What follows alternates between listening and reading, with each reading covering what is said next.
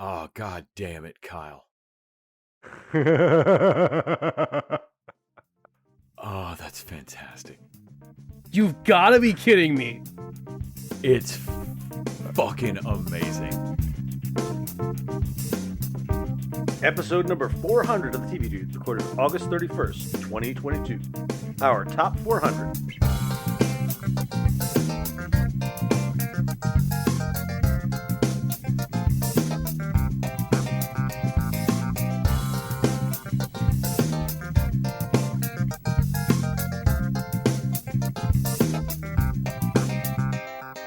This week, it's our 400th episode. We have put together our top 400 episodes, and we're going to run through them.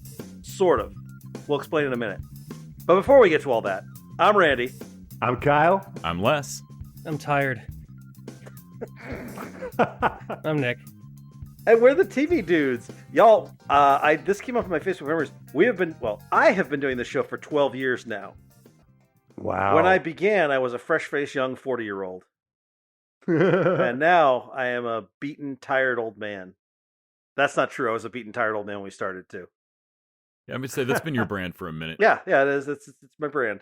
So we were talking last week, and the show that dropped this week was Star Trek Lower Decks, which we'll get around to. But there wasn't a lot on the docket. Yeah. And we're like, we should do something on our 400th episode. And so we came up with the idea of making our like top 100 best TV of all time lists. And you know, you don't have to push me too hard to make a list. I already had most of that list. Yeah, I wonder who suggested that. It wasn't my suggestion. This is kind of like when you guys talked me into the Nicolas Cage marathon. It was not. I think I accidentally suggested it to myself, but one of you suggested this. He incepted Ironically, himself. I think Kyle suggested it. Oh, did Yes. Kyle suggest this idea? The 400 list, I think that was Yeah. my idea. Oh, that's Wow. interesting. Well, no, I think there was a million ideas, and this was like, okay, we can maybe do that. That's interesting. Well, That makes me y'all- more confused. Y'all will Yeah, we'll see get why into that's that. interesting in a bit. Yeah. So before we do all that, Maybe let's, you guys, misunderstood my idea. I guess maybe Who knows? we're There all could be a- wrong. I don't know. But before we do all that, let's talk about our TV diaries. The Diaries of the Television Dudes. Brought to you by only the finest cocaine wine. I'll go ahead and start. I don't have a ton of stuff this week. I watched Parks and Rec. I'm starting a Parks and Rec rewatch, so I watched about 3 episodes of season 2. I caught up on Last Week Tonight, which was great and horrifying. John Oliver's bit on AI art was amazing. I have to say something about that Yep. because the other night I went to bed and Shannon was staying up a little late, flipping through the channels, and she turned John Oliver on. Mhm. But she has this rule: we can't watch anything scary before bed. Like Stranger Things falls into this. So I was like, "What the hell are you doing watching John Oliver? He's going to scare the shit out of you before bed." Yeah, Yeah, no, that counts as scary. yeah, that's way scarier than anything Yeah. else I watched. And then I should say, and then I watched the rest of season 4 of Evil, which I really liked. They're still just like dropping plot threads all over the place. Like they don't give a shit about consistency. I was talking with my friend Dave, who has not watched a single bit of season 4, and we were talking with my buddy Nick, who has watched season 4. Was like, oh no, they started to put stuff together. And I was like, now that I've seen it, I'm thinking, what are you talking about? So I mentioned to Dave, yeah, he's right. It's good. It's like season 4's got some really good episodes. And he's like, so did they pick up anything with his like twin girlfriend? And I'm like, oh no, they forgot that entire thing ever happened. Fuck, man, I forgot that entire thing happened. That was a Yep. 1 episode thing. Yep, Maybe 2. It's gone. It's just gone. Yeah. Yeah, he mentions it as having happened once to his Yeah. sister. Yeah. That's it. Yeah. So that is the speed of evil. That's what I figured out at this point. 4 The seasons in, it's speed of just evil. I just gotta be okay with. Okay, well, that weird thing that happened, they're never going to go back to that again. That's a weird thing that happened. And second, if your band puts out an album called The Speed of Evil, I will buy it. Would have to be speed metal, of course. I'll say this: I really like season 4. I thought there was some really fun stuff. There were some big surprises, and I don't want to say too much spoilery stuff, but I was pretty happy with. Watched the second episode of She-Hulk, which since we're doing 400 episodes, I guess we're not doing dessert this week, which is too bad because I'd kind of like to talk about it. Watched the latest episode of Harley Quinn, also would be dessert. Watched Star Trek Lower Decks season 3, which I thought was a strong opener. Watched second episode of Hot D, which I still like, but it's funny. I like it in the if you guys cancel this tomorrow, I wouldn't give a shit way. That's a very low level of like, I think. Right? It's like, no, I like it. I'll watch it. I'll watch it on Sunday. That sounds like more like you don't mind it. Yeah, I'll watch it on, like, I want to watch it on Sunday nights. I'm curious enough to see where it goes. But where it goes, I'm curious enough to see where it goes. But if they canceled it tomorrow, I wouldn't care. So I don't know what that means. And then because we were talking about doing it for a Patreon. Actually, real quick about that show. Yep. Was there a controversy about the opening titles this week? Not that I saw, but there could have been. Well, it's funny because Shannon thought she heard it on the radio, and then we went looking for it, and I guess there was like a little bit, but I was like, was this actually a thing where people were like, these titles aren't as cool? Was it Schrodinger's controversy? You don't know about it until you see it? It was the same theme music, I think, from what I saw, and just different. They change the title sequence every season from the previous one anyway. Like, they add more to the map and all that bullshit. Yeah, it is. I mean, I will say, compared to the first to Game of Thrones, it is a pretty weak credit sequence. But also, it's I was going to say, I wonder if they're going to use the same theme song for that Jon Snow prequel they announced. Oh, I'm sure it's just the same music over and over. What's his name? Ramin Are we sure that's happening, or did they pull the plug on that? Or is that depending on Hot D right now? There's a New York Post article. They pulled the plug. Oh, actually, good point. Fans are outraged by the House of the Dragon opening credits fail. I guess they reused the Game of Thrones song. Yes. Yeah, there's no new theme. It's the same exact theme. Yeah, that's all it was. Which I'm like, damned if you do, damned if you don't. A different theme would have been not as good as the old theme. Yeah. Yeah, who cares? Other people were like, it makes me feel nostalgic. I know what world we're in, that kind of shit. So, whatever. Also, New York Post, I feel like it's just looking. I feel like that's they're fishing for outrage. I feel like. Also, they're not going to cancel. They're not going to cancel the Jon Snow prequel. That stars a white man, and we all know that's what Zaslav loves. I don't think anyone said, I like that Game of Thrones, but whose story we don't get enough of is that Kit Harington kid. Yeah, let's also follow up with magnetic on screen. Let's follow up with Bran the Broken too, as long as we're really following the most exciting characters. No, I think it has a lot to do with that Night's Watch set. Yeah. Because that thing was so massive, they were going to turn it into a theme park, and then they were like, we'll use it for the prequel. I bet they were like, screw it, let's just make more stuff with What show can we set in the thing we've already built, for sure? Man, I can't wait for the kids' show spin-off Hodor. Hodor.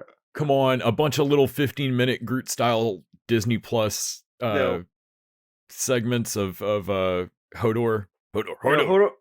Hodor is going to be a series of novels. It's actually the same amount of novels as the Song of Ice and Fire, but it's all in Hodor. It's the series as seen through the eyes of Hodor. Hodor. That's a good point about moral relativism. On the DVD set of Game of Thrones, there should be a Hodor track. Commentary track. Or even commentary, or just switch the audio to like Hodor 5.1. Well, the great thing about the Hodor novels is if you take the Game of Thrones novels and you compare them with the Hodor like a code, you can tell what he's talking about because you've got the events right there. So it's kind of like cryptography practice too. So I think this is $1 million idea, and Zaslav should call me. I'll write it. I'll write the Hodor novel. Yes, I've been writing Hodor fanfic for years. That stuff's dirty. Hodor. You can do a whole commentary track of the actor going, now in this scene, Hodor means this. So really, I'm swearing at the actors that I'm going to kill them.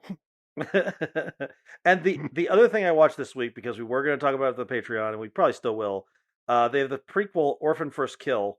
So I watched the 2009 horror movie Orphan. And last week you said you watched it, and you liked both of them. Orphan had the weirdest fucking plot twist I've seen since Malignant. What a fucking weird movie. You've not seen First Kill yet, right? I've not. Okay. So I don't know that I recommend it, but I have been dying to talk about that twist with everyone who's seen the movie since. So if you're planning to watch First Kill at all, I think we should wait to discuss both at once. All right. There's a lot of there's an interesting just issue with a twist like that and doing a prequel movie, and yeah.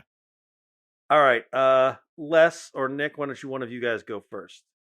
You're basically the same person, so. So we're watching the same bad movies. Right after we were done with last week's podcast, I went and watched National Lampoon's Vegas Vacation. Why? Why would you do that? Because it's amazing. Fight me. Wait, that made it sound like something reminded you to watch it from our podcast. What happened? Wait, I don't remember that. It just had, it popped up and I watched it. That's just how. Were we talking about Randy Quaid for some reason? Well, yeah. What did I say or do that made you do that? So I can never do it again. What did I say or do that would make me? Was it my fault? It's you, Randy. I learned it by watching you. Nick and I watched an accidentally stunning movie called Last of the Grads. We spent most of it really wondering if they had intentionally made like a Lynchian masterpiece, or if they had accidentally stumbled into like Wet Hot American Summer territory. And I believe firmly that it is the latter. But yeah, wow, well, that movie by the end when the narrator pops back in, and yeah, it's absolutely insane. God, that movie's fucking weird. I definitely you'll be thinking about it for a minute. That movie is so weird. It is all by trying to be aggressively normal. Yes, you get this overwhelming sense that they think they made just a regular movie, and it's so conditionally weird depending on like what two characters are together on screen. It's like the tone of dialogue and whole genre just seems to shift. It's really fucking weird. Last of the Grads. We watched so we watched that. I watched of course She-Hulk. I also finished out Evil, which it kind of moves some things forward. But I don't know. I still love that show, but you just have to like let go and let God on it because yes, exactly they are gonna like give no fucks about things that you can't you think no show could possibly just bring that up and ditch it. Yeah, they can. That said, I'm really looking forward to next season, even though they're gonna pull the football away again. I know it. Like I'm enjoying being chumped by this show so much. I watched a few episodes of Supernatural because there's a million of them, and was testing it out to see if it's time for a rewatch. It is not quite yet. That's a lot of episodes, and I've seen them too recently. Yeah. Watched the penultimate League of Their Own, and I have one left now. I've been kind of slow dosing that for the back half of it. It's not as I didn't binge through it the way I did High Fidelity on Hulu, but this is still really good. Also, Brooklyn Nine-Nine, of course, which doesn't have that same rule. I'll just keep rewatching those until I like mutter them in my sleep. Yeah, for sure. I can't believe you guys never told me. Anyway, watch Great News. I started watching this lawyer show called Better Call Saul. You son of a bitch. If you're going to pretend I didn't tell you about Better Call Saul, I'm going to start editing these out. You can always tell when I've offended Nick because it's just this weird cut mid-sentence. Elevator music starts playing. We're having technical difficulties. Just a little Simpsons drunk guy on the So yeah, I had to pick it up in season 3 because Saul gets spotty for me. I gave it up week to week. But there's some of these episodes where I don't think I've seen it, and then something happens, and I'm like, "Fuck! Did I watch this, or did I hear Randy Kyle like talk about it?" And there's no way to know. So I'm rewatching through. That's one of those shows because Randy, I feel like. Terriers is one of those shows where the first time I watched it, I was like, wait, I think I've already heard the description of this episode on a podcast before. Oh, yeah, especially if you watch or if you listen to Beach Cop Detectives before. Yeah, Beach Cop Detectives went deep on every spoilers. episode. Damn you, Randy. No, spoilers. I think I literally got it from just TV dudes. This is before Beach Cops. So by osmosis. Really digging that. I'm definitely enjoying getting to just watch 4 of them in a row instead of week to week. So I'm tearing through some Saul. Watched a couple of episodes of Hulu's new show, Mike, which I know some people are pissed that the actor playing adult Mike does not look quite as cool. I don't know, his head looks a little egg-headed, I think because they're covering up his hair for a bald cap. I don't know, maybe I'm guessing wrong on that. But I feel like he's got the mannerism down, the way he moves his hands and the I don't know, friendly kind of some childish friendliness, the way he like is sheepish and talks and stuff reminds me of how Tyson talks in interviews while also telling these brutal story. Isn't Tyson pissed about this show? Yes, similar to the Pam and Tommy show with Pamela Lee. you don't have to ask people's permission to or get them to consult on these things. And for whatever fucking reason, Hulu has a corporate policy, I think, of not. I mean, sure, you don't have to, but wouldn't it be they're nice like to just alive and there? Why not? What's the harm of asking to get their blessing on it beforehand? They either say yes and you can do it, or no and fuck off, we're doing it anyway. Also, I can't see how. I mean, both same with the Pamela Anderson. That like I am incredibly more sympathetic to Pamela Anderson now, having watched Pam and Tommy, than before. Like that show definitely made her come across in a great light to me. And similarly, I definitely have like a different sense of Mike Tyson as a person and his humanity, like the way he grew up than I did before. Like he's coming off great in this, and I can't imagine would have been, it's not like this is some like fuck you're not making that. Like you come off great in this. I don't know why they wouldn't have asked him. It's ridiculous. I think if it's me, if I'm a TV producer, I would rather have Pamela and even Tommy Lee, crazy as he is, I'd rather have the two of them mad at me than fucking Mike Tyson. True. I would. True. I would. I would give them a bullshit producer position. Yeah. You're gonna make. Exactly. You get money off of the thing. You're making money off of it. I think I would be pissed if. I don't think there's a way they actually see any money off of this. Off of that. Yeah. I'd be scared shitless to work with Mike Tyson or Tommy Lee in this capacity. Why don't we just do a show where it's Mike Tyson and Tommy Lee, and let's throw in who's the crazy guy from Lethal Weapon? Corey Feldman? No, but Corey Feldman. If anyone should be pissed, Tommy Lee should be pissed. That show makes him look like an asshole. If you had a show where Mike Tyson just punched Corey Feldman, I'd just watch that. There doesn't have to be a plot. That would be hilarious to me. You seem nice, but you're a real piece of shit. You know what you could call that show? Mike Tyson's Punch-Out. Oh, yeah. Yeah, you would. Yeah, you would. If Nintendo of America doesn't now have it's a movie based off a video game property or a TV show. There you go. You can get it greenlit because it's based on a video game IP. Every week, Mike Tyson punches somebody in the face who really deserves it. It's just a different celebrity dressed as a different... Yeah, it's just different celebrities dressed as different Punch-Out characters. Yes. Oh, my God. Resident Evil had to die so Mike Tyson could live. So, yeah, I watched the Mike show. They're week to week, so there was only a couple of them. I mean, I appreciate that they didn't ask permission or whatever. I also did watch all of the Pamela and Tommy show. I'm probably going to watch all of the Mike Tyson show. Anthony Sparks producing and Margot Robbie and some of the I, Tonya team. I don't know. I don't know why they didn't. Right. I don't know why in the fuck they didn't ask Tyson to help with this, but it also seems like a good show. After wrapped that or watched the 2 episodes of that, I moved over and watched a bit more of season 2 of Wu-Tang, which I still enjoy that show. But one of the weird things that they do is as RZA gets more serious about getting the group together and like they keep trying to go at music, they start to look more insane. Like they have to get more obsessive, right? Like at some point you've got to eventually look at all your friends and be like, yeah, but no, it's not fun to be here anymore. We're going to stay another 8 hours, And so like they start to look nuts, which is great. And the way, it's fine in the show, but the way they do that is they have Bobby, they have RZA. Basically his speech pattern in season 2 has slipped fully into Kung Fu movie, like dub Kung Fu movie. Everything Bobby says is in a short thing like this, because he's got the wisdom of the wise man to tell you how to do it. But everything has this cadence. You got to understand. And like it's a fun kind of conceit, but it makes for an odd sounding show sometimes. And I'm betting money that they are doing it at least slightly on purpose. And it every once in a while a character fully stops and is like, Bobby, you sound insane.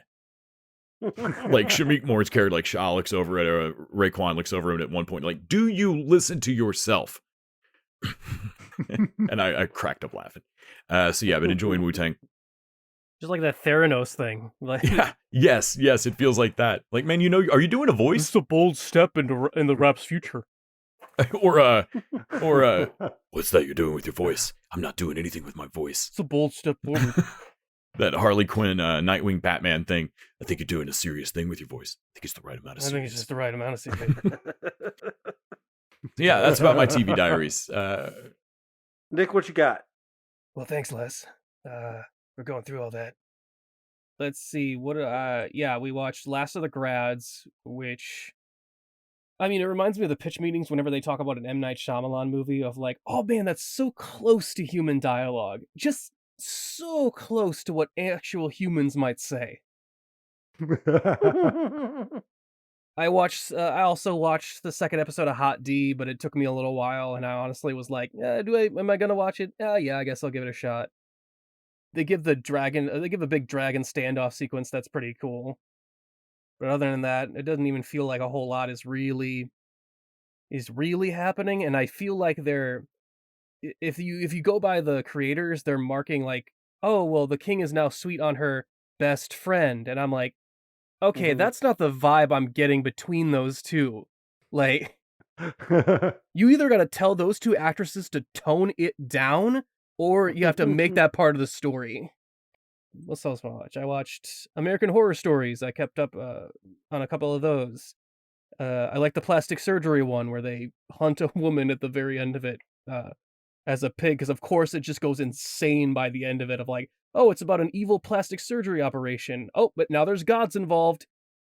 I bailed on the Milkmaids episode somewhere in the first 15 minutes. Well, that Milkmaids episode's insane. When the dude has to suckle on the smallpox pus sore or whatever the fuck. Oh, you didn't even see the crazy part of that episode. No, I kind of had a feeling of like, if this thing's gonna break off crazier, I'm gonna vomit. Man, I have not watched the rest yet. I'm not sure if I'm going to. Let's see. Watched a couple episodes of Brooklyn Nine-Nine. I actually started watching a couple episodes of The Muppets again. Just it's my calming show. I like to just throw it on, and I think they made Harvey Korman into a Muppet at some point, like, because he felt awkward being the only human on the set. So they were like, we can fix that, not by bringing any humans on, but by making you a fucking Muppet. They swarm him. You can see the horror in his eyes. God, I love that show. Great for kids. And then I watched, oddly enough, I'm going to pull a Kyle here and go for like this YouTube thing I've been watching lately. Hell yeah. To just, I for some reason, I found this online and I cannot stop watching it, but like this dog grooming service where a woman grooms big dogs and puts what them calls in happy hoodies that squish their faces in. It's adorable. And she talks in a weird robotic voice like GLaDOS from like... The husky is loud and dramatic. However, this groom showed me that I've been lying to you all. Upon pickup, I questioned the owners on her breed, but they assured me that they had her DNA test done, and she is in fact 100% husky. So I told them their husky is broken. Like, she's making these weird jokes, but in a dead, just emotionless tone, and I don't know if it's on purpose. All right, so it's probably time to reveal. This is our 400th episode of TV Dudes, our last one. We're starting over number 1, YouTube Dudes, because there's so much to watch on YouTube. We're just gonna do YouTube from now on. I mean, I'm over 40, so I watch my TikTok on YouTube. No, F1 Dude is the Patreon. Oh, bummer. Nobody's gonna crash into that paywall. You have to pay for the F1 content. Don't give that shit away for free. Dude, I watched her do a cat in the last one, like for the first time, or at least the first time I watched it, and it was like, the owner already cut its nails, but I decided to cut them more because it obviously had murder on its mind. I'm like, this is an insane commentary. Is it played for laughs? I don't know.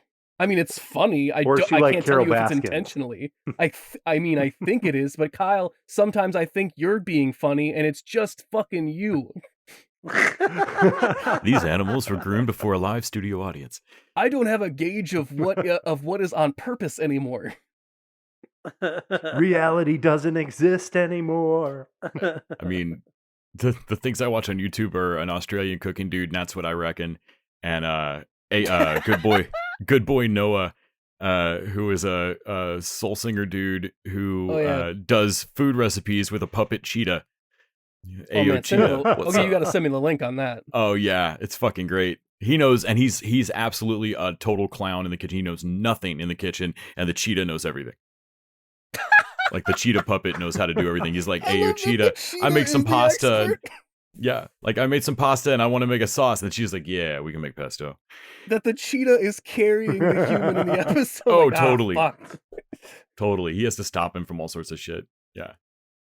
That's hilarious. Yeah, I'll send you the link on that. Good Boy Noah is the guy's name. Yeah, my YouTube one was just called A Girl with Dogs. I would have been afraid to Google that. Yeah, Right? for sure. I mean, on one level, very simple. Great. I can't believe you got that name on a YouTube algorithm that wasn't already Right? taken. That just wasn't taken. Oh, that's my TV diaries. Do you think I had anything else after the YouTube dog thing? We're just wait. Yeah, you never know. That was the end of it. All right, Kyle. I can see from your TV diaries I'm looking at. Just do it. I know you're gonna do it. I know Nick's gonna yell at you about it. Just do it. No, I'm going to turn off my end of it. I'm not going to listen for the next 10 minutes. Bye, guys. He's got his notepad out. He's like writing down timestamps. I'm not going to go into it. But yeah, no, I have very short TV diaries this week. The Chad and JT Go Deep Marathon is still going deep and strong. Has anybody broke yet and watched it? Not Yeah, yet. I watched all 12 episodes? 13? 14? Stop. Stop about that. For real. Not yet. Guys, I'm just going to keep talking about it until you give it 5 minutes of your attention. Well, that has worked really well for F1, so I can see that's going to go great for you. I know that's a losing battle, but some people just like to race, even if they're in last place every time. But no, this Chad and JT Go Deep, I think it's a lot smarter than it appears at first glance. And yeah, I'm having a lot of fun with it. It's really funny. And the thing is that these guys cannot play these characters the way they do without being in on the joke. And I think just that for me makes it way more entertaining. I'm just going to quickly, pun intended, gloss over this F1 Belgian Grand Prix I watched. Nothing to see here. But yeah, it was good. No, the big thing I watched this week. Have you guys watched the Wrexham documentary? Welcome to on Wrexham? FX? Not yet. I have we've not, got but it coming up. I am planning to. Yes. It is Ted Lasso, the documentary. Okay, you're the second person. I've to tell heard me it that is some today. feel good underdog shit. Yeah. I am not even. It's like, and what's so funny is you can tell the time that they were filming it. So Rob McElhaney would have been doing Apple TV at this point. And I don't know. I feel like it would have all been in the same zeitgeist. Who knows? Maybe he watched Ted Lasso and was like, "This is what I want to spend my money on." They fully mentioned them in season 2. Yeah, I mean, at one in point. season 2, they mentioned that these guys are buying Wrexham. Like they nodded to it in To a in point Ted where I Lasso. thought that was a made-up plot line. No. Wait, what if this is all a spin-off of? What if this is all just a spin-off of Ted Lasso and none of this is really happening? Honestly, it's Genius. 2022. I cannot tell what's is this real or What's did Disney reality stage and this what's as an not? experience? Oh, yeah, also, I'm listening again. No, it is like the season finale of Ted Lasso season 1 is like the first 2 episodes of this show. Like they hit you quick and early with, oh no, this isn't a feel good. Couple of rich celebrities are going to buy a football club. Like, no, it's like, oh shit, we can buy this, but we can also lose a ton of money and just have to sell it in a year because of the COVID and just everything else. Like, it's interesting. I think I'm 2 episodes in. It just started, so it's all airing live, but I'm going to stick with the whole thing. That I'm actually, unlike the other 2 shows you watch, this I will actually watch. Oh, I just need that Chad and JT crossover with the show, and we're going to be So there. when it gets revealed that Welcome to Wrexham is a Chad and JT prank. All right. Well, just a reminder, you can support us by going over to patreon.com/tvdudes, throw us a buck an episode. In exchange, we get to keep with our streaming services, pay for our hosting costs, and you get bonus content each week, except for this week. This week, we had a lot of extra work to get the 400th episode done. I did not get a chance to watch The Orphan First Kill, so we are skipping our bonus content this week. It is the first time we've done this in a long, long time. Hopefully, y'all will forgive us for it. We'll be back next week. But the important thing is that it's Randy's fault. That's the main thing to remember. Yeah, the main takeaway. The important takeaway is that if if Nick wasn't just complaining so much about editing the extra episodes, we would do it. We'd record 2 of them tonight for you. Randy sees joy. He stomps it like a roach on the floor. Randy, you realize that I can edit out that part of this, right? Yeah. Son of a bitch. I'm going to blame Kyle instead. You are It's all Kyle's powerless fault. in this scenario. This is like It's all fighting Kyle's someone with a fault. time machine, Randy. Like, you just can't.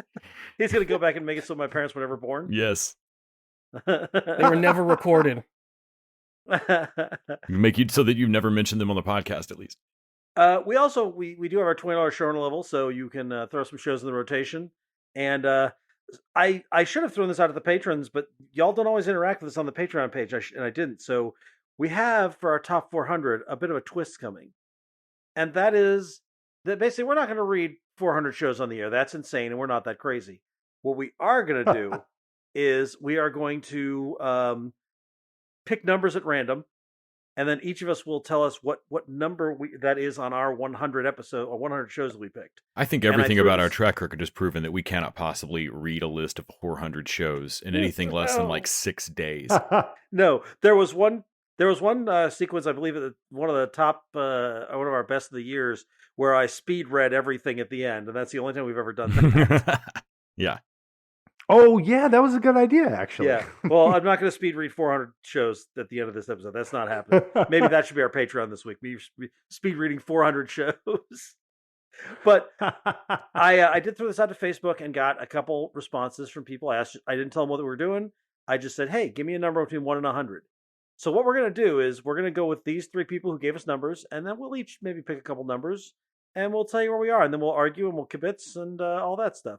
So I'm going to start with Alex Mitchell, who gave me the number 99, and I'm going to start with my 99th show, which, as I look down, is Mad Men, which I know for a lot of people that would be like higher up, but for me, Mad Men is a show I respect, but I'm not sure I like, and I don't think I'll ever rewatch it.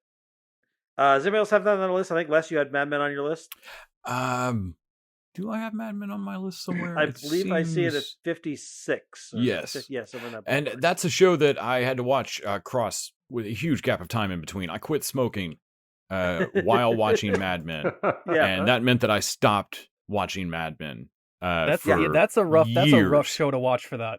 Yeah, I honestly like. Dude, I would always pick up a glass of whiskey when I watched Jesus Christ. it. I'd be like, let's get the bourbon that's going. That's chain smoking show. My God. It is. I think I gave up Mad Men more times than I finished watching it, though, because I gave it up like 3 or 4 times before I finally got through it. So they had a solid first, I think it was maybe 3 seasons, and then the 4th season saw a big transition.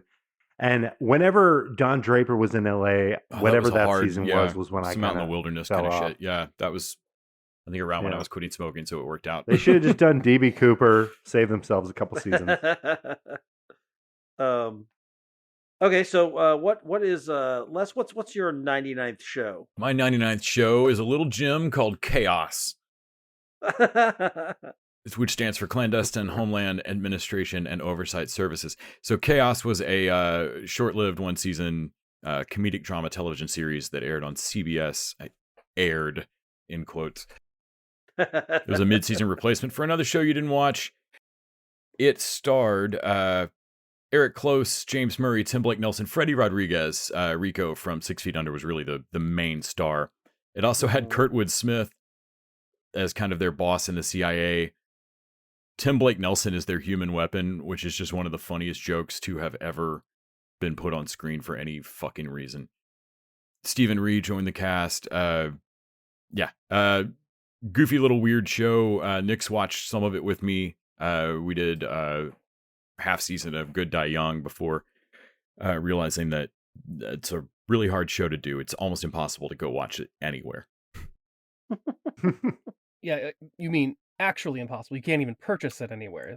No. Like I had to be Nick's supplier of these Freddie episodes. Prinze Jr. said yes to the interview with you just because he was confused. I think it was sheer. Yeah, I think he was just checking me out. Seriously, it was like Father's Day a couple of years ago, and I was emailing with Freddie Rodriguez. Answer your questions, but you got to answer mine first. I have some too, sir. Why? Yes.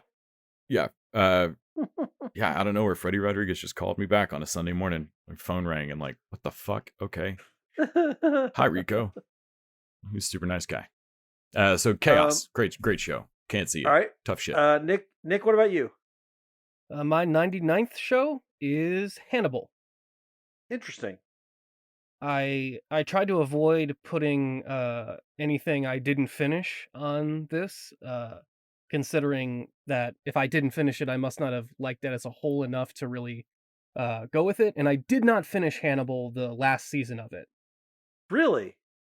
No, well, people were kind of cold on it and told me not so great things about it, and I started a couple episodes in and I cooled off on it. I don't know.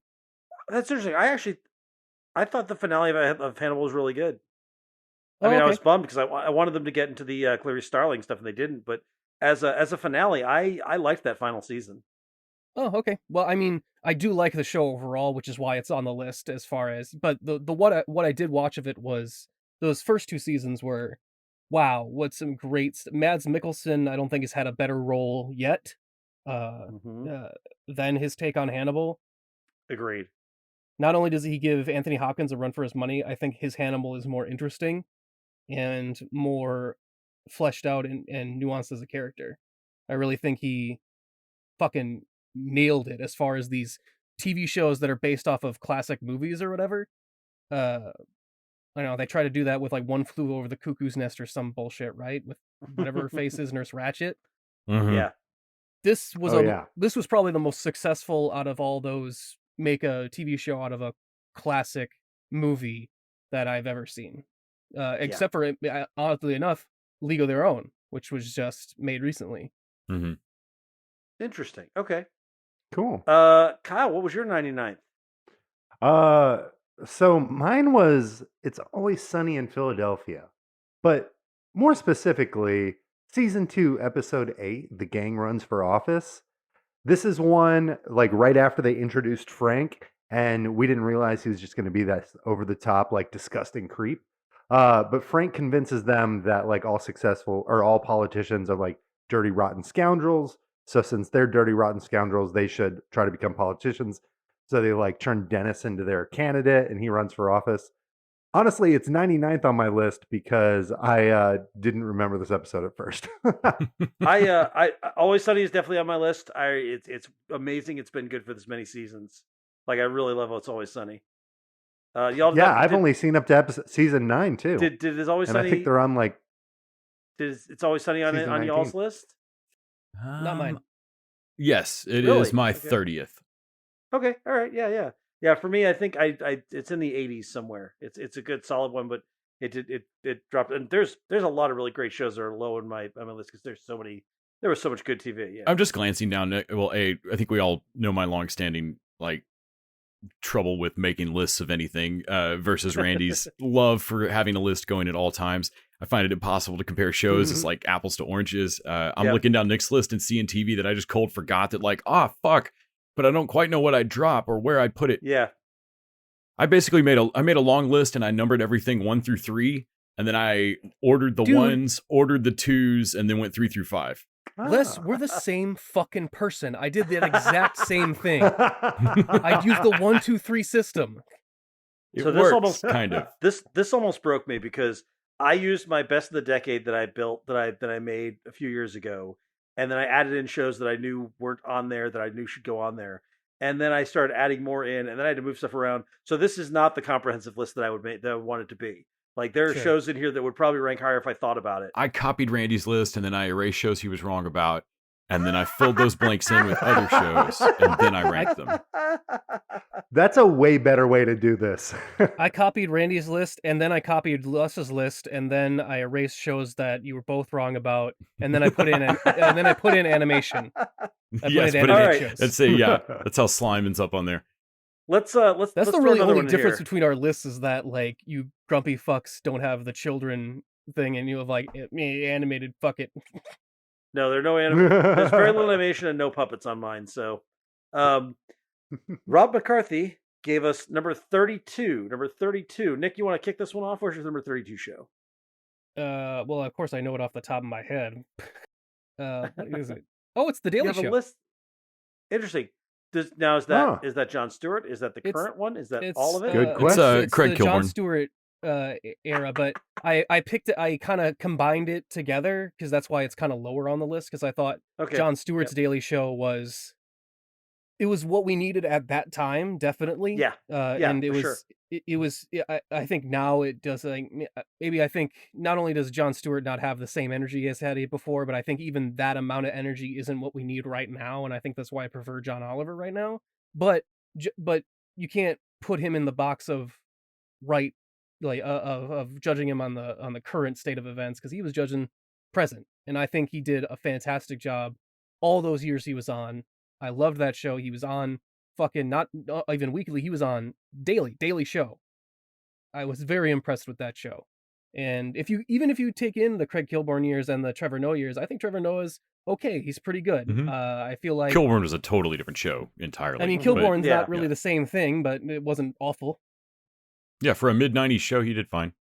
Jon Stewart really made it into something. I feel like Noah's done good. Yeah. I think overall the Daily Show is just a good institution. I hope it goes on after Trevor Noah, and I hope it kind of keeps going. Les, what about you? I've got Marvelous Mrs. Maisel as my number 32 show. Yeah, basically everything on this list was a perfectly fine show, and I'm as shocked as anyone at how some of them have ranked. Yeah, Marvelous Mrs. Maisel is, I think, one of Amazon's couple of absolute best shows. It's as if people are in the other room, sanding the edges off of other shows and accidentally forgot and left this one really, really good. Yeah, I agree. It's like Prime's best show, other than maybe The Boys, which I still don't know by how that the one got by the through time either. this episode is out, fucking Lord of the Rings will have dropped. Yay! The buzz on that is great. The buzz on it is really good. Really? Yeah. Did you see what they did for the title sequence? Is it Game of Thrones music? No, they did the complete opposite, and like fucking they had a board with like the ring on it, and they poured molten hot metal into it and like shot it with slow-mo camera. So it's like a real metal forged like in this like ring thing. And then they pumped it up in CG, but it looks gorgeous. I was really hoping they'd go with the like mannequin movie opening, like the 80s animated opening title with the song. No, a song of Ice Ice Baby goes dun dun dun dun dun. Yeah. Or could always go with Frodo of the Nine Fingers in the Ring of Doom, which is criminally underused in the modern Tolkien series, I feel. No one gives proper respect to Bakshi. Really doesn't. Did George R.R. Martin like write lyrics to that song, and that's why we're gonna just hear it on everything because he gets like the royalties? Right? Is this like a Roddenberry thing? Yeah. Star Trek. This Game of Thrones. My number 32 is weirdly WandaVision. This is all my Marvel shows are basically grouped right together in the 28 to 30. And I'm you really can tell surprised it got to 32 because Huh. I mean, you do the Marvel shows are good and you like them, but WandaVision really frustrated you out of them, most of them. Yeah, that's why I deleted it off my list. This is where you can tell that I gave up on making a list because I was just like, fuck it, all the Marvel shows are here. And I ranked them within the Marvel shows, but I was like, all the Marvel shows are they're here. all kind of the same show. Like, yes, exactly. It's technically, Disney's been running the best TV show just by releasing longer episodes in movie theaters for most of its decade. Yeah. So WandaVision, despite the fact that I didn't like the beginning, it gave me Monica Rambeau on screen, and it gave me some stuff from the West Coast Avengers, and for that alone, it was always going to make my list. So even though I think the early 3 episodes are so self-indulgent and made me mad, I wound up liking the show quite a bit, more than Les did for sure. Oh yeah, Kyle, what's your number 32? My number 32 show is Dennis Gets Divorced from Always Sunny season 6 episode 2. Do you remember that character Maureen? so it's Always Sunny again. Is Always Sunny's on here twice? Always Sunny's on your list twice. I mean, I guess it's different episodes. The odds on that are staggering. This is more of a Dennis Gets Divorced thing than an Always Sunny thing. Interesting. You know, it's weird. It's like that. Yeah, like Nick said, it's weird that we hit 2 episodes. We hit both your Always Sunny episodes. Yeah, that's crazy. But yeah, I guess you really like that show. Yeah, especially this one in my what were we 32 spot? Yeah. Okay. I was actually trying to do a bit. I was hoping I was wrong, so I could just tell you what another one of mine was. But no, this is a Maureen. You guys remember her? She had the dead tooth. Dead tooth, yes, I remember. Yes. Anyways, this is when after they've gotten married and Dennis is like trying to like plot a way to get divorced. I think he ends up like cheating on her, and she takes all of his like freezes all of his assets and stuff. Isn't that Which, this is season 6? So I'm Westworld? thinking he's lost all of his stuff by now. So we move on. But yeah, no, very good. Let's move on to. I recommend it. Let's move on to Jeff Langston, the wag who put 69 as his number. Noise. That's the funny number. That's a funny number. So 69 on my list is Cowboy Bebop, the live action, not the anime. Wow, that's so long. I don't even know where to go from there. Huh. I honestly would put it on there just to make Nick mad, but I really liked Cowboy Bebop. I'm pissed at the anime fans. I mean, I didn't. You liked it that much? I liked it quite a bit. I wanted more. I wanted more of it. Yeah. Even taking the anime out of it, I thought it was a pretty generic sci-fi show. Man, I really enjoyed it. I thought the casting was great. I thought the look of it was great. Like that was a show that I absolutely would have loved to watch more of, and I'm kind of bummed we didn't get more of it. But yeah, as a standalone, I would probably throw those on to watch. It's not unlike Firefly for that for me. It's not Firefly, but it's on there. Wow. Although now I think about it, I may have forgotten to put Firefly on my list, so maybe that should be Firefly instead, because Firefly is definitely better than Cowboy Bebop. Yeah, you might want to. This list is by no means comprehensive, because I think I just realized Firefly isn't on there, and it probably should be. Probably. Like, I don't think Chuck is on there either, and that probably belongs on there too.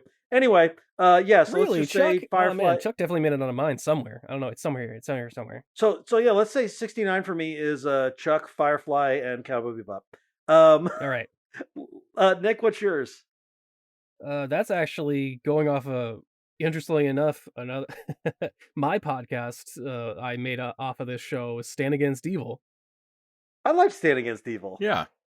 Yeah, I can't tell you how much I really did like that. I got the only reason I watched it is because I actually met Janet Varney on the second episode of the podcast I ever did for my first podcast, and she told me about, like, I asked her what she had up next, and so I was like, oh, okay, cool, that's neat.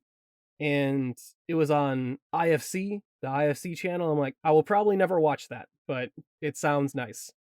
And IFC had this trial or whatever for, like, it used to have or at least it used to have an app. I don't have it anymore, obviously. Right. But it had a trial thing, so I'm like, okay, well, I'll let Stand Against Evil pile up. And once it's through, I'll take that free trial on the IFC thing and just power through it. Wow. It's created by Dana Gould, one of the writers behind The Simpsons, and you can definitely feel a little bit of that in there, but it is very silly, gooey kind of. It's really it feels more like an Evil Dead show to me than the Ash versus the Evil Dead show. Yeah, I could totally see that. Yep. It has great, like, there's a Nubbins episode that's basically evil Muppets. There's a Were Pony. The Were Pony episode is pretty good. Deborah Baker Jr. Deborah Baker Jr. I'd never seen her before that show. What a find. What a treat. Just absolutely amazing. Also, John C. McGinley as the down and out, not putting up with anything sheriff is pretty good. And what was it? Leon Drinkwater as the deputy. Yeah. If you want to know what his personality is, his name is Leon Drinkwater, so figure it out. Les, what do you got? Well, right now I'm wearing my John C. McGinley face mask from Stand Against Evil. Oh, God. That's horrifying. Yes, it is. My goodness. They want to know where they want to go in the direction of the new Halloween movie? Well, get rid of the Shatner mask. John C. McGinley, you're John C. McGinley is the new mask. Yes. I have that. Quick diversion. I went to the Scrubs Unit ATX TV festival, and John C. McGinley is apparently very irascible in person. And but I talked with him beforehand, and he has a son with special needs, and I was told very specifically certain words to not say. Yeah. Well, it's interesting because there was a guy who came up and asked a question, and it was very hilarious because he was basically doing the Dr. Cox thing the whole time. He's like, look, I don't care. I don't want to talk to any of you. And then he did say, he's like, but if any of you have a special needs kid, then you can talk to me about that. And so a guy came up and asked him a question, and he mentioned, he's like, yeah, I've got my kid has special needs. And McGinley was like it was the sweetest thing, and they started talking about it, and I was like, oh, that's adorable. He's like a real life Dr. Cox. Yeah, I got to interview him for that podcast I mentioned, and he I had to get coached. That was the only interview I had to be coached through of like, okay, so there's certain things you're gonna not want to say, because it's gonna seem like it's gonna be fun to get yelled at by Dr. Cox, but let me tell you, it is not. No, it doesn't seem fun. It does not seem like it'd be fun. It has happened before, and let's not forget that I had to learn secondhand that how he cussed out Grant from the TV Dudes. Oh, that's right. That's right. I forgot about that. Son of a bitch. Grant did a great job of irritating people at TV festival sometimes without really trying. Yeah, I just remember I think he got Ken Marino to yell at him at some point. Oh, that's hilarious. Yeah, I got to interview McGinley, I guess right before the last Brooklyn Nine-Nine season, and got the same. It was the second time I talked to him, and the thankfully got spared the lecture the second time, but that first time I got walked through the same list of stuff, Nick. Like where like by the end of it, I was like, okay, so now I have so many more questions about like who the hell did what at what point in an interview with McGinley, and do you have it on tape? Because like this lecture feels like it started from somewhere. It's kind of like when you see one of those labels on a soda bottle. Please do not put this. Please do not put this in any orifice that isn't your mouth. Right. And I'm like, okay, I want to know the story. That, yeah. Okay, so someone fucked up on here. This wouldn't be on here without a reason. Yeah. Anyway, I know every time I've spoken to him, he's been pretty gracious. My 69th show, she'd kill me for this, is She-Hulk. Wow. It just worked out that way. Unfortunate. I did not mean anything by that. The season's not even over. How can you judge it against the entirety of all other 99 shows? Les, I see that you did something similar to me. Looks like a lot of your superhero shows are all grouped here. Yeah, more or less. I took off the ones that didn't make my list at all. Dude, I don't know if we were going to talk about She-Hulk for dessert or not, but this last episode was really good too. Oh man, it was delightful. I really did love this week's episode. Now that we see what the lawyer show version is going to look like, I am so in. Yeah, I'm same. So enjoying it. That's kind of how I felt about it because Kyle, like you make a point I thought of as well of like, but it's not done. It can't. I did the same thing Nick did because we're the same person on most of this of like, well, I didn't bother. If I didn't bother finishing to watch it, that immediately goes off the list. And you start to do little rules to cull this down. And She-Hulk, it's so far it is really hitting the right spot for me. This has the potential to be my favorite Marvel show. Yes, and it came off of me like really being cringy about the commercial of like, I don't know, like this could be a show where I like the writing but just can't watch it because it looks fucked up, and I'm loving it. Like, it not even just it's funny, but it's smart because it's giving you things to think about. Like, Emil Blancy's argument for why he should be paroled is pretty good. Really solid. Man, Tim Roth deserved this redemption because he was the best part of that Hulk movie. When he throws down with the Hulk as super soldier guy, that was the most memorable part of that entire film. So I was glad to see him get his that fight was so long ago. I was literally a different person. That was hilarious. That's so as good as the Captain America fucks line. Yeah. I dug this, and having her dad be sitcom royalty, and also her getting fired. Like she shouldn't have gotten fired, but she definitely needs to be taken off that case. You can't save a jury's life and expect them to not be biased. Mm-hmm. But it made total sense that she would be fired. Like it made total sense. It's like, well, we can't have that happening, so you're gone. Yeah, I thought that was great. Kyle, what's your 69th show? What's now we know you probably can't be Always Sunny again.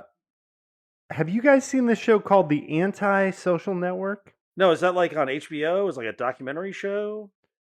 No, it was actually on season 7, episode 8 of Always Sunny. But okay, Kyle. Okay, wait a minute. Okay, what's going on here?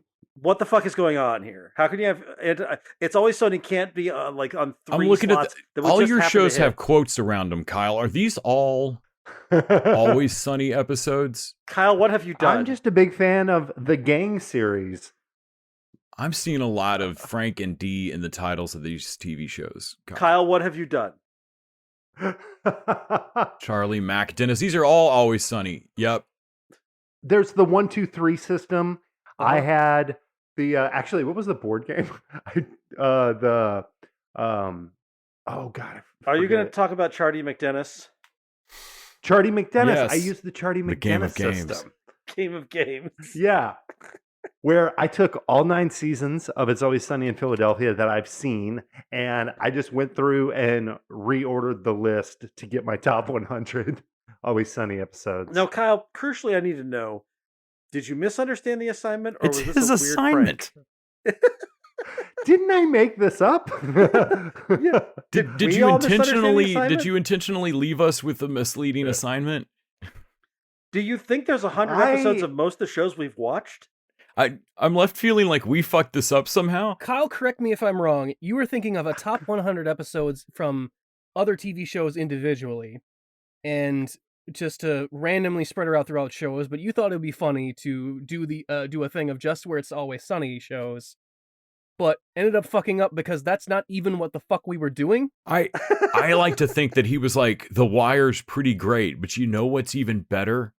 That episode of Always Sunny where Dennis gets divorced. like that he just kept doing that of like, I really liked Rutherford Falls, but that time Mac banged Dennis's mom. No, you got to walk it through this. So so Kyle thought that we were going to make our top 100 episodes ever, which means he was going to play a prank. And the only way Kyle can play a prank is if he fucks it up completely. So I don't know, man. The what we do in the shadows against the Nightman Cometh is pretty solid. That wasn't even intentional. I did my ranking in another spreadsheet and popped it in. That's happy coincidence. I'm boggled by this, Kyle. This hurts my brain. I am not sure how this happened. this is the most No, I Kyle honestly thing that has thought fucking that happened. the idea I pitched was that we would all have different types of lists. So, like, maybe What? somebody might have their favorite horror TV show, or somebody else might have their favorite cartoon. Like, Wow, you didn't get that across at all. I swear to God, there was You like a 20-minute were fucking with episode. us, right? After we all finished recording, Kyle had a 20-minute conversation with who he thought was us. That's the our only way fault. this happened. Kyle, that's our fault. We do cut you off early and not and have the do not listen to you. It's finally come back to feel bite like I us. am weeping, crying. it was Holy like a fuck. 20-minute ramble. This was like mixed in there. And then at the very end, we were like, we'll just do that thing. And in my head, I'm like, oh, cool. We're all doing the different lists. Yeah. Oh. Well, I'm just going to say 3 of us understood the assignment the same way, and one of us made a list of 100 Always Sunny episodes, despite the fact that he has not seen all the Always Sunny episodes. But I guess since it was his assignment, I guess we're the ones that are wrong. Right? Oh, they have way more than 100. No, I know they do. I know. There's 13 seasons. They have like 114 in the first 9 seasons, so I got to cut some. And they were just the ones I didn't remember at all. All right, well, now that we all know where we are, what do you say we all run down our top 10s? That, again, I do not swear to this being my full-on top 10. Otherwise, I do have a random number spin wheel thing here that we can spin on numbers. Let's do a random number again. Let's do this one more random number, and then we'll run our top 10s. I actually found a nice spin thing here, so I'm going to give it a spin. Spin! Oh, I'm yeah, gonna for I'm going to edit in some spin sound effects here. All right. We No whammies, no whammies, no whammies. Big money, 70. big money. 70! 70. All right. Yeah, okay. the one after... one above. One above 69. Kyle, go ahead and tell us what the 70th episode of Always Sunny is. Again, these aren't in order, but I did lose. Wait. I did have like a Wait. cheat sheet. Wait. They're not even in order? Yeah, they're ranked. Wait, Yeah. did you ask what my 70th or Yes, the what- 70th? What is your 70th? Did you Yes, think we were 70th. asking if they were in sequential order? I thought, yeah. Sounded like it. Kyle, you are killing me tonight. This is your 70th best Always Sunny episode. Honestly, this should have been in my top 10. I don't know why I missed it, but it's Mac is a serial killer. This is definitely top 10. You did territory. rank them quality wise though. What if your favorites were? That's the system we like. How fucked up are we here? Kyle, you are fired from making lists. As director of List of the TV Dudes, you are fired from making lists. Your wife must hate when you go get groceries. She's like, I gave you a list. And you're like, yeah, but I came back with 70 different kinds of detergent. Yes.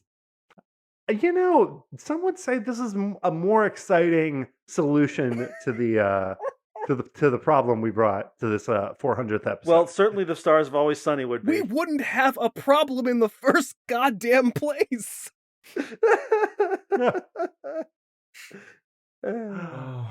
Anyway, Max the serial killer. Yep, number 70. Okay, all right, okay. Okay, Kyle. Kyle, okay. Number 70. This is kind of funny. I'm looking across at what Les and Nick's are, and mine is The Politician on Netflix, which I actually really liked, even though it's a weird fucking show. I wound up liking that show. Yeah, I really like The Politician as well. So yeah, that's my number 70. It's just below Cowboy Bebop and Firefly. This list is not comprehensive. It's breaking my brain looking at Kyle's list, but it's also breaking my brain looking at my own list and realizing that this makes me mad. I'm like, this is not right. I gotta fix this. Like Randy just needs to run outside into the street and scream, "Don't hold me to this! Don't hold me to this!" In case anyone. It was just for this episode. Anyway, Nick, what's yours? Mine. What was it? It was Moon Knight, actually. I had some of the Marvel shows kind of like clustered in after Stand Against Evil there. I guess that's just kind of where they fell. And my ranking for that was like Moon Knight, Hawkeye, Miss Marvel, and Falcon. Like, that's the order of what I like them in right now at this, like, at the exact time I was making this list. Which, you're talking to the guy that, like, what's your favorite movie? The last one I saw. Which is really unfortunate some weeks given the things we watch. Yeah, I was gonna say. The best movie in the fucking world is the one I'm currently watching. But yeah, for right now, that's where Moon Knight stands, because I really dug, for a character I know very little about. I think it went really big near the end. I really liked that finale. I know, Randy, you weren't crazy about it. I think making Mark really getting into the duality of his split personality, and Khonshu taking advantage of a guy with mental illness was such a great way to take that of a character of like, wow, that's really sympathetic, and it really endears me to that character. I like Moon Knight much more now than I ever did when I liked him when I read him in the comics. Interesting. Yeah. What about you, Les? My 70th show is What If, which I know I like more than Randy. What If?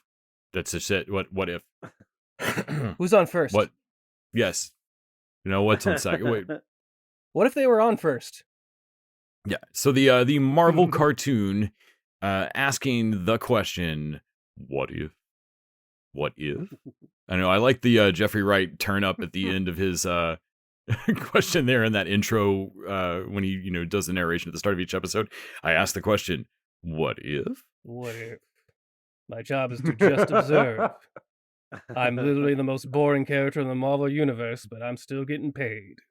History says that Custer died at Little Bighorn, but my book presupposes he didn't. So yeah, I like What If. It's my 70th show. We'll go with that as a fact. All right, good.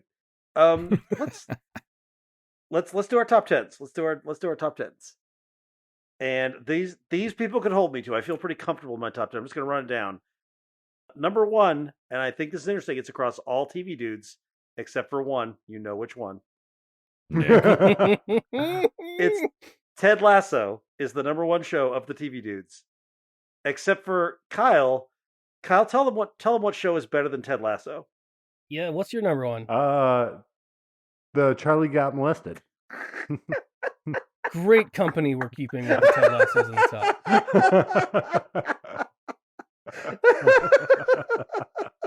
I'm just gonna I don't remember this episode specifically, but I'm just gonna assume that this. Oh wait, I do. This is like season 1 or early seasons, right? Oh yeah, you of course. I don't know if this is entertaining for the listeners, but this is the best podcast I've ever heard. Well, we just compared the most heartwarming show on television that we all adore. Oh come on, Ted Lasso murdered a dog. I mean, he To a did, not Ted, show but the where show. Charlie got molested. The show did kill that dog. Nobody really got molested, Randy. I guess the dog probably didn't really die. Kyle, it's Hollywood. I promise somebody got molested. Wow, dark. Oh. Well, I mean, that's what you get when you put Always Sunny at the top spot. It gets dark quick. The top spot all the way to the 100th spot. So the rest of my top 10, The Good Place, just after Ted Lasso. These are the two shows I watch when I need to reaffirm my faith in humanity. Parks and Rec, You're the Worst, What We Do in the Shadows, Cheers, News Radio, Brooklyn Nine-Nine, and I think the only non-comedy on my top 10 is Better Call Saul. Is that not a comedy? It's got its moments. The TV dudes like our comedies. The Chuck Lantern thing is funny as shit. Les, what's your top 10? My top 10 is Ted Lasso. Followed up, it's very similar to yours, reordered. Parks and Rec is my number 2. Basically, I don't really want to rewatch Good Place, and so it slid further down. Interesting. Parks, I think partly because there's just the twists are such a heavy part of it. But Parks and Rec is just endless to me. The Simpsons, I don't ever go back and watch now, and I haven't watched in years. It kind of surprised me when I saw it on the list and was like, oh, yeah, no, I guess your family, you're allowed in the room. The Simpsons is lower on my list only because there's more bad Simpsons than good at this point. Like years of my life have been like total years of my life have been spent watching Simpsons. I don't know if you guys ran into the struggle with your list, but I was kind of like, this one's not, I don't want to rewatch it, but it's important. Yes, that's where The Simpsons is for me. And talking about the list not being comprehensive, I somehow just realized Futurama's not on here, so that it should be in there somewhere. Brooklyn Nine-Nine is my number 4. Community's my number 5. The Middleman, criminally not on any of your other lists. I haven't checked all of Kyle's.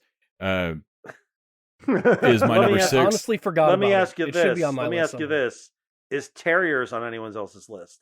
No, I don't think so. Terrier season 2. Touché, sir. Then I'll tell you where you can stick your middleman. Actually, Les, is LA to Vegas on here as a troll? No, I love that show. He likes that show. I've watched a little bit of it when I was hanging out with Les. I've never understood. It's okay. Huh. I mean, it's not my favorite thing, but I get why he can. Like, I don't know why it's this high, but I think what I do know. It's because of Peter Stormare. That is why. Look, LA to Vegas is great, but it's not as good as The Gang Dances Their Asses Off, the episode of Always Sunny in Philadelphia. It's true. What could be? My number 7 show is Better Off Ted, which is just a fucking fantastic sitcom for 2 straight seasons. That's missing off my list. I it was. It's I put that into a spot. I think that's missing off of too many people's list. I think that kind of falls off the radar. Then number 8's You're the Worst, which is the darkest sitcom I probably have on here, but I've rewatched it so many times now. Crazy Ex-Girlfriend, which is the opposite end of the spectrum from You're the Worst. Like both amazing, but completely different tone. And then my number 10 show is Trial and Error. Man, I love Trial and Error. Yeah, wow, very good. Love that. It's really good. Yeah. Yeah, no, that one didn't catch me. Maybe I need to go back and check it out. It's worth a look. It's just absurd, and you'll at this point you'll recognize some comedians off of it. That second season with Christian Chenoweth is something to behold. Oh fuck yeah! No, Lithgow. Lithgow's the killer in season 1, and Kristen Chenoweth is the how they like. Well, how are we gonna up Lithgow, this weirdo, and then they get like, oh, I got it. I got an idea. Oh, Chenoweth is insane. Lawyer? She's an amazing lawyer. Oh, she's great. Yes. You'll find her in Barcelona. And they introduced the lady driver laws and all sorts of shit. It's Lady driver. Nick, what's your top 10? That's right. I am Judge Horstick. Hey guys, you want to watch Trial and Error again right now? Yes, let's do it. Yeah. Obviously, number 1, Ted Lasso. Very predictable, but come on, that's the show. Not only is it great, it's the show we needed at the time we needed it. Mm-hmm. Brooklyn Nine-Nine. I'm the same thing with Les. That Good Place is my number 3. I think Good Place is a better show than Brooklyn Nine-Nine. But Brooklyn Nine-Nine I watch more. I can pop in any episode and be fine. Fuck, I'm surprised we're not watching Brooklyn Nine-Nine right now. Yeah, I just love, like, the formula of it is fantastic. I will rewatch more Brooklyn Nine-Nine more than I will ever rewatch almost anything else on this list, I think. Interesting. So number 4, Fleabag, which Fuck yeah. Fleabag's in my top 20, Is but didn't quite make the top 10. It is great. That is a good top 10. it's so good, and they knew when to end it. Yeah. I mean, the British audience know when to end the show. Like, it's Right. season 3 when they've hit the 8th episode. But even this one was season 2, and I was like, actually, she's come to her full potential here, and then how she leaves on that end of saying goodbye to the audience. Wow. Yeah. Like, Yeah. impactful. Never seen that before. It just blows me Yeah. away, that show. Yeah. It's good. Peacemaker is number 6. No, wait. Rick and Morty is number 5. Sorry. Because, God, I love weird shit, love animation. Dan Harmon brings the creative writing, and then Justin Roiland brings in that random what the fuck is happening, and it's a match made in heaven. Peacemaker, wow. If you had told me that my favorite DC property in like 10 years ago was going to be a show on HBO Max based off of Peacemaker, played by John Cena, the wrestler. Yeah. It shouldn't work, but it does. Defying all law, like it's prime gun. Like I love this even more than some of his other stuff that I really love, like Slither and his Guardians of the Galaxy movies. I don't think hit this peak because he can go a little bit more nuts with it. What We Do in the Shadows, number 7. Nothing like I was surprised it came in that low on the list because of how much I like it, but I was like, oh, it's just has stiff competition from these other one. It's not that it has anything wrong with it. Better Call Saul. Now, this one I did violate my own rule because I said I wouldn't put anything in here I didn't finish. Obviously, I haven't finished Better Call Saul because, like Les, I have to wait until like it hits Netflix. The Better Call Saul, like I'm gonna take your word on it, Randy. Randy, does the last season shit the bed? It does not. Then I'm gonna take your word for it and say that's one of the best TV shows I've ever fucking seen. It's a good finale. It belongs up there. Where does that put me at? 9. 9. Barry. Yeah. Dark. Yeah, Barry's great. But somehow more watchable than Physical, probably because Physical's not an action. Like I think it's even darker somehow. Yeah. And much as I love Physical, Barry has a cast that's just phenomenal. Oh yeah, Barry is just on all cylinders, even in the small parts of like Darcy Carden is. I feel like she's being wasted in there, but she is. But she's good in the bits she's got. Right. And then my number 10 is Justice League / Justice League Unlimited. When really, I mean, and I put those into there because they're kind of the same show, but really all those, Batman the Animated Series, Superman the Animated Series, or The Adventures of Superman, Batman Beyond, they were all part of that universe, that DC universe in there. And that was what I watched as a kid. That was the DC universe I knew. To me, Green Lantern was black. He was a black dude. Like, when I read my first Justice League comic, I was very confused. I was like, who is this Who the white fuck is Hal motherfucker? Oh, he's going to be the second one. Okay. Kyle Rayner. Who the fuck? Yeah. This is tough for me because like Justice League, Batman Animated Series should be on my list, and I also see Legend of Korra and Avatar: The Last Airbender on there. My list is not complete at all, guys. I'm not happy about this. You just forgot about animation, I think. I did. I'm gonna tinker with this list some more at some point. Yeah, I mean, some like animation. I love animation. I have a soft spot in my heart for it. Powerpuff Girls is on here somewhere. I think even the the 90s or Teenage Mutant Ninja Turtles is on here somewhere, just for things that I watch over and over again and will not stop watching and will not give up, even if they're terrible. There's something that works about that show. It didn't become a national sensation and a fucking toy mecha all on its own. Now, if you ask me why it works or why it's good, okay, I have nothing for you. But all right, Kyle, bring it home. Tell us the 10 episodes of It's Always Sunny. The Ringer. You're welcome. Episode 10. Charlie Kelly, King of Rats. A classic. I'm not going to talk about each of these.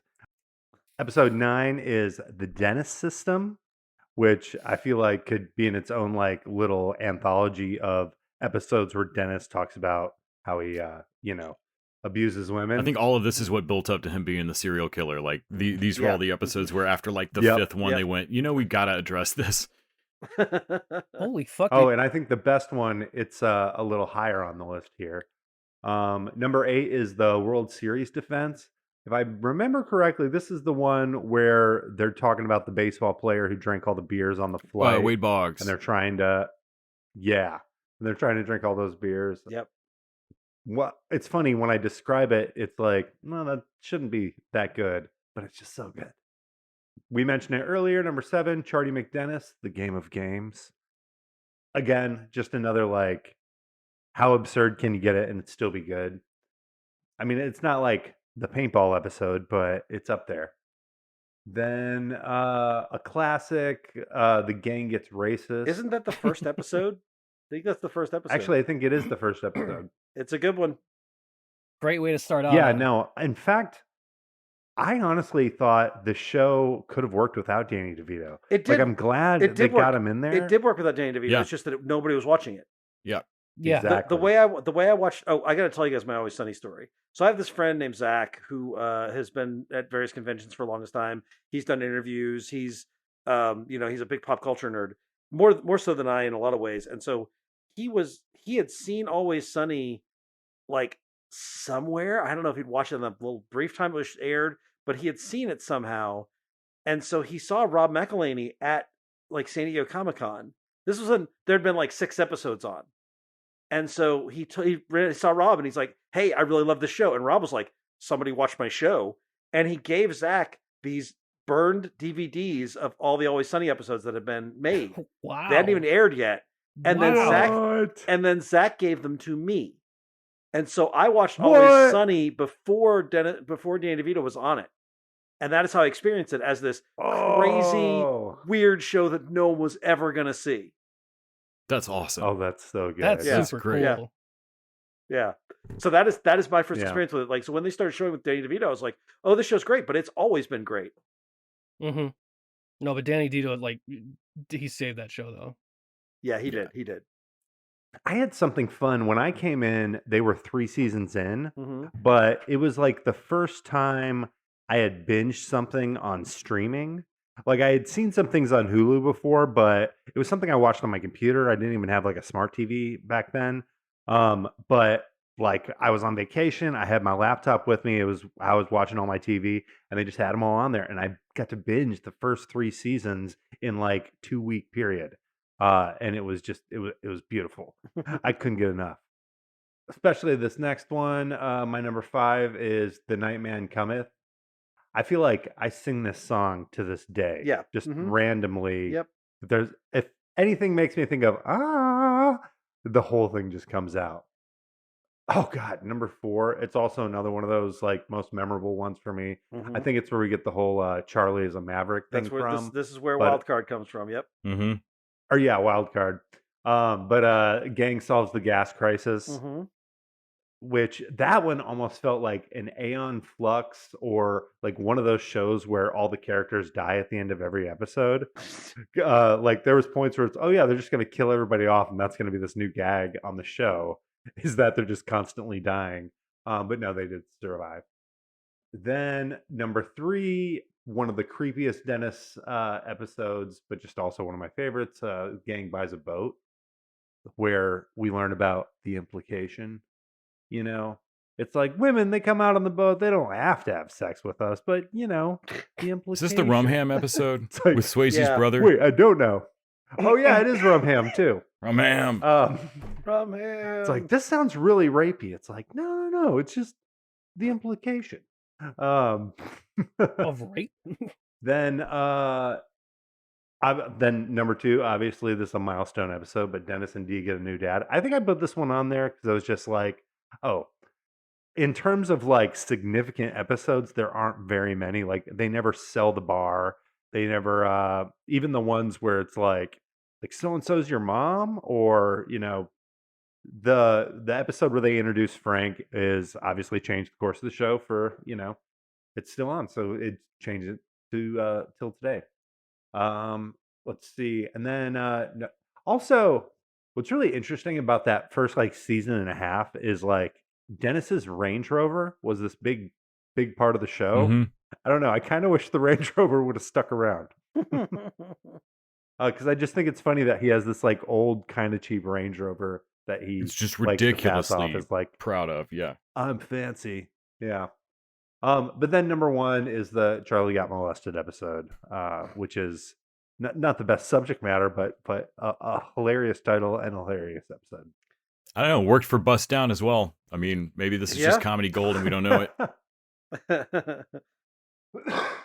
That's our top 400 episodes, sort of. Along with whatever the hell to see Kyle so much, did. maybe with the recency bias, but I was actually glad to see there was so much new stuff on there, or stuff that was in the recent years. There's also an off chance this is just a terrible and unrepresentative list. Oh yeah, it could be. I mean, mine for sure has some problems that I'm going to be addressing for the rest of my life and worrying about what I've done, even though no one has seen this. We're gonna hold the lack of Firefly over Randy for years. Every time he starts to make a list, I'm like, oh yeah, this guy who didn't even like Firefly. No, I can do that though, because Whedon's such a scumbag that I can be like, yeah. Oh yeah, that's why I took it off of there. It was a conscious choice. Yep. I have some questions though. What's that, Kyle? Well, because I'm looking at all the lists and I see some things that I find a little alarming. Like Nick, your number 45 show is Future Man, and then your number 46 show is Futurama.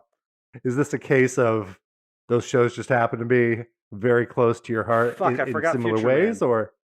No, that was a case of I arranged them all alphabetically at first, so I wouldn't have multiples. And then some of them got to kind of stick together. Also, Futurama, I feel, has a weaker first season and has such a strong finale. But also, they're gonna fuck it up with this new season. I'm depressed in my heart. Enjoy your time while you can, Futurama. Yep. Because that show went back and forth so many times of like, oh, it's now on Comedy Central and it's also pretty good, but not as good as it used to be. Oh shit, now it's better than it used to be. Oh shit, there's these movies that aren't very good. Oh, but this last season fucking ends. That show was up and down, man. Truly an adventure. Future Man, I had a track of I like this the entire way through. I didn't fucking have a existential crisis. I think season 2 lost me a little. The wheel making. It comes back around. It's a good callback later. I think the final season 2 where they have the competition with Seth Rogen. Yeah. Great. Yeah. Oh, and where he fucks Jesus. Well, that's our top 400. I guess in 400 more episodes we'll do our top 800, and Kyle will have 200 episodes of Always Sunny in Philadelphia to talk about. No. What's going to happen is you're going to all bring weird lists, and I'm going to bring, 100 shows, huh?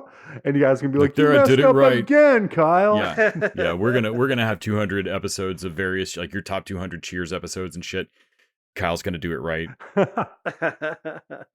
Actually, that was another show that they listed with over 100 episodes. There's not very many. What show? Cheers. Oh yeah, Cheers is a great show. It's high on my list. That's one of my rewatchable. All right, well that'll wrap it up for us this week. Thank you, Les. Thank you, Nick. Thank you, Kyle. Thanks, guys. Thank you, Randy. Thanks, dudes. And thank you to our listeners. Thank you to our patrons. Reminder that you can go to patreon.com/tvdudes. Throw us that $1 an episode. No new bonus content this week, but this is a longer podcast, and there is so much bonus content you can listen to. And we'll be back with more bonus content next week. And until that time, all 4 of us to the power of 4. TV Dudes out! That was terrible. That was really great, guys. The TV Dudes is an independently run podcast out of Austin, Texas. We are exclusively listener supported. If you'd like to help us out, go to patreon.com/tvdudes. You can also find us on Facebook, Twitter, and Instagram at TV Dudes. All the music for our show is done by our friend and original TV Dude, Gregory J. Amani Smith. To find out more about us, go to thetvdudes.com. I'm Randy Lander. I'm Les Weiler. And I'm Kyle Scott. Thanks for listening.